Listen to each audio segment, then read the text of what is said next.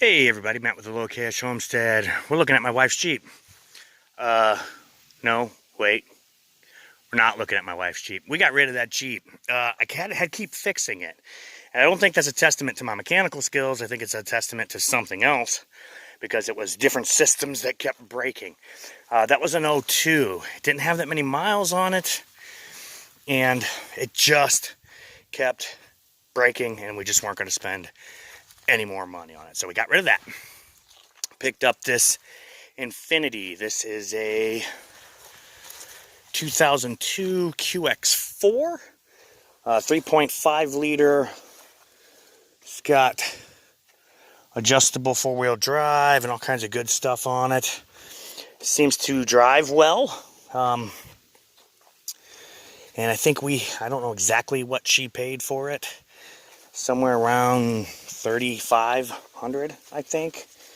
But we did some test drives in it. We drove it through, we tested the four-wheel drive by bringing it out and driving it through some gravel and some, not mud, but driving it through some gravel roads and driving it through some of the more rougher terrain areas around here. And this little Infinity here, and I gotta shoot this where I don't get the license plate, but this little Infinity here, it's got a little fogging on the headlights and stuff. But all the leather's in good shape. It seemed to check out. We had it checked out before we, handed over the cash on it. This is a cash car. Like I said, right around 32, 35, probably closer to 35. I'm not exactly sure what she paid for it, but about 3,500 bucks. And Infinity is a product of Nissan, so I think we'll probably have maybe a little bit better luck with this. I don't really like Chryslers that much. The good news is that the Jeep did have a forward-facing engine. Most of the systems were accessible, but different systems on it just kept failing and breaking, and we were just pumping money into it, and so that thing, we got rid of that. It came with nice new tires and everything like that, so pretty decent deal, I think. This is Matt with the Low Cash Homestead, and that's a cash car. A few $1,000. It's a 2002, I believe it's a 2002 Infinity QX4. Picked it up somewhere around 3,500 bucks. It's just a tip for low cash living. Low cash living is really more about not having bills. So if you can eliminate your need for bills, then you can do a lot more with the funding you do have. So just a low cash tip. It's Matt with Low Cash Homestead. Thank you very much. Have a good day. Hey everybody, Matt with the Low Cash Homestead. We're looking at my custom. This is a 2002 GMC Safari. I picked this up a while ago for like 1,800 bucks. It is a little bit of a gas guzzler, but it's a very, very, very nice van. And it does everything I need it to do. With one exception, it's rear-wheel drive. And sometimes it has a little bit of trouble with some of the roads around here. And that brings us to the next point. Right here. I call this guy Ahab.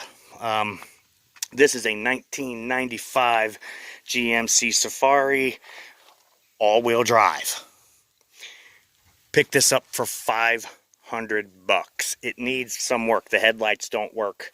Or excuse me, the headlights work, but the high beam switch is broken inside there. I'm doing research on how to fix that. I've never done that kind of repair, and I have to do a little bit more research on how to fix that. And it's got a little bit of problems with the paint. Not necessarily a big deal. I can polish and white primer that stuff. And I had some problems with some of the latches and stuff. This van had